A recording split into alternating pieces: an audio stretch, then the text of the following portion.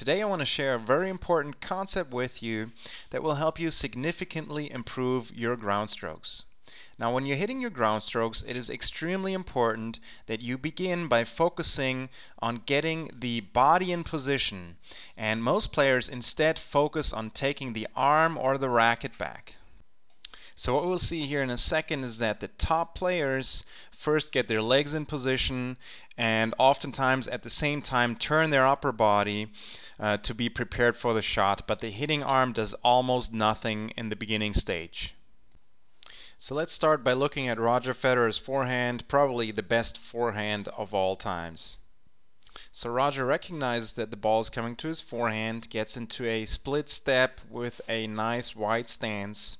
And now I want you to take a close look at his hitting hand and hitting arm and the minimal movement that we'll see.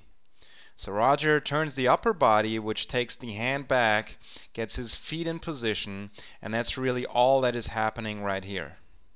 The amount of movement that we saw with the hitting hand and arm was very minimal, and it is caused mostly by the turn of the upper body.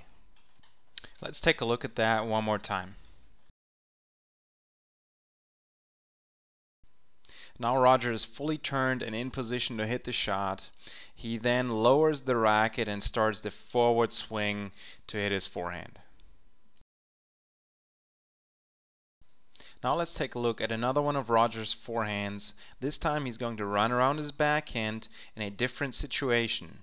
And right here we can see that he starts once again by moving his feet, getting his body in position, and turning the upper body. The arm movement was minimal up to this point. Then Roger starts to lower the racket and begins the forward swing.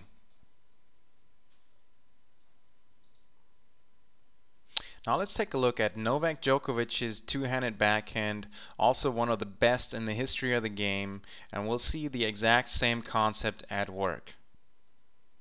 Novak recognizes that a ball is coming to his backhand, and then from the split step he simply turns the upper body and starts moving his legs.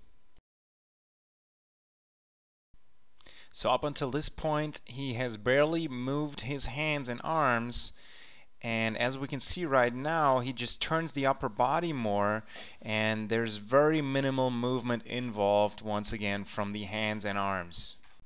From this position, Novak then begins the forward swing, and he's able to generate a lot of power with his two-handed backhand. Let's take a look at one more of his backhands from a different kind of situation. This time Novak's going to hit with more of a closed stance. And once again we see that all he does is he turns the upper body, he gets his legs in position, and from this coiled position he can then swing forward and generate a lot of power.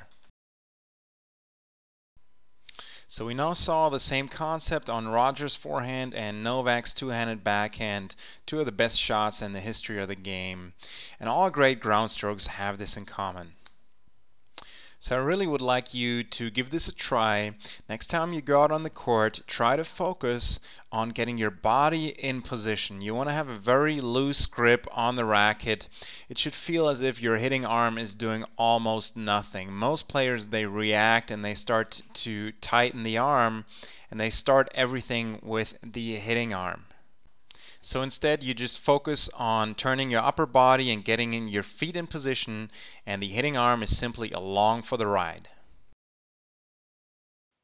If you enjoyed this video, I'd like to ask you to click the like button below and also subscribe to my YouTube channel if you haven't done so yet, because then you will receive all of the newest videos.